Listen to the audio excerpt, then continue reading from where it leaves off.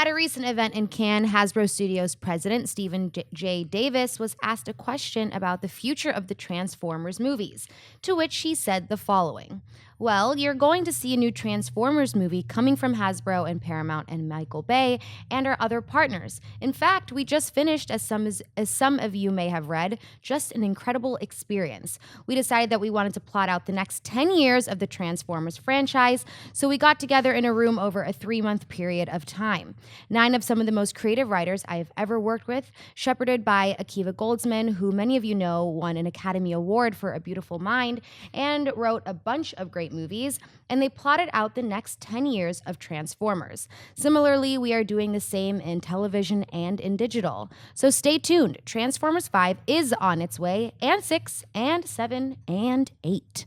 Mark, what is your reaction to Davis's comments? Oh boy, let's talk about this, guys. So the excitement that I have for this comes from the television and digital realm when they're talking about we plotted out the next decade of Transformers in those worlds as well. So I can get pumped up for that. But everybody was hearing about, everybody's locked in a room. We have all these geniuses. They're coming up with all this great Transformers lore.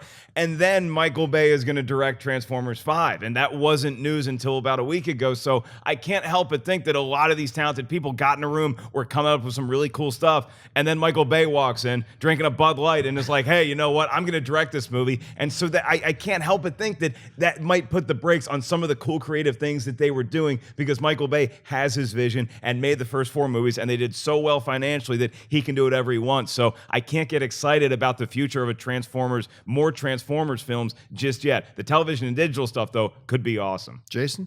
You know, the funny thing, you talked about all the smart people locked into a room. They mentioned somebody in that quote that I think is somebody that you don't want to mention. Akiva Goldsman, correct me if I'm wrong, didn't Akiva Goldsman write a script for Batman and Robin? Yes, he did. Yes, and that's the person that they're touting. Well, no, great. He did do A Beautiful Mind and won the Academy Award for that. That's true, but I also feel that anybody that writes Batman and Robin, immediately there's bells, immediately. Look, as in all things, everything that Hasbro does is good and right and true and just.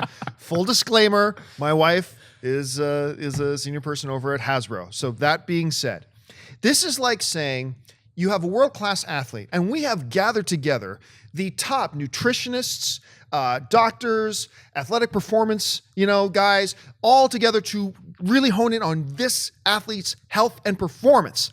And then they said, we're going to throw you into a lava-filled volcano.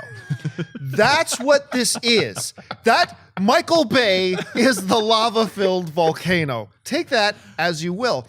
And when he says they have a room full of talent, they do. Stephen DeKnight was in that room. I mean, they had, when you look down the list of the people, this was an impressive room that would get you excited. And look, full disclosure on myself here. I was one of the few guys, when they first announced Michael Bay was going to direct the first Transformers movies, I was one of the few guys, in hindsight, I was an idiot, but I was one of the few guys who came out and said, this is the right fit. This is the guy to do a first Transformers movie. And look, I loved the first Transformers movie. So I was excited when he come back. Second sucked. Third sucked. Fourth sucked. And look, at some point, cut bait.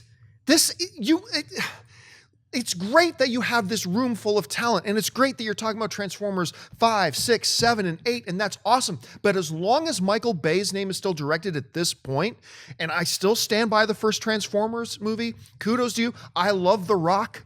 I even like Armageddon. So I'm not just this big anti-Michael Bay guy. I'm not. But Michael Bay's time on the Transformers expired a long frickin' time ago. Cut bait, move on. I want to be excited about the Transformers again, but it just ain't gonna happen as long as this guy, let's throw as much TNA slapping all over a washing car and then have leg humping robots with giant robot testicles flying all over the place. I can't get into it. Move on. Anyway, okay. Sorry. As a Redskins fan, this is what we go through, because it doesn't matter who you put on the field. When your owner is Dan Snyder, it's like we just don't know how good. It puts such a glass ceiling on what you're able to accomplish. And I agree with John that Michael Bay is a talented filmmaker. I love The Rock. I think he'd be a great choice for another Fast and Furious movie. But you've had too many chances with Transformers and just completely crapped the bed every time, in my opinion. The first one is maybe passable, but it's just such a bummer to hear here you had all this potential, and it's probably going to waste, at least in the film universe. I would rather, you talked about Stephen DeKnight. Give him a shot at a Yes. Transformers movie. Let's hell see yes. a Stephen DeKnight Transformers movie. Hell yes. You can make a good Transformers movie, but I agree with you, not with Bay. Hey, for those of you who don't know the name Stephen DeKnight, Stephen DeKnight is the showrunner of one of probably my top 5 all-time favorite television shows, Spartacus, and he was just the showrunner for season 1 of Daredevil. Yeah. And he was in that writer's room. You're Yeah, right. Give yeah. him the Give him damn the movie. movie.